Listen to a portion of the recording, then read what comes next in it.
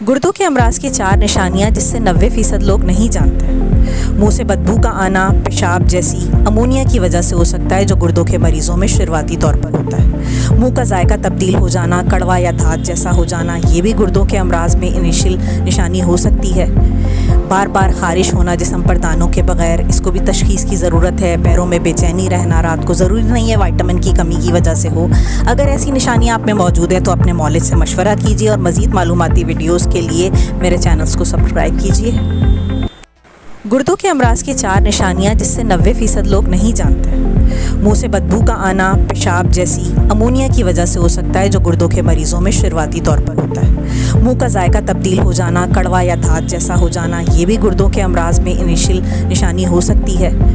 बार बार खारिश होना जिस्म पर दानों के बगैर, इसको भी तशखीस की ज़रूरत है। पैरों में बेचैनी रहना, रात को ज़रूरी नहीं है विटामिन की कमी की वजह से हो। अगर ऐसी निशानियाँ आप में मौजूद है तो अपने मौलिद से मशवरा कीजिए और मज़ीद मालूमाती वीडियोज़ के लिए मेरे चैनल्स को सब्सक्राइब कीजिए।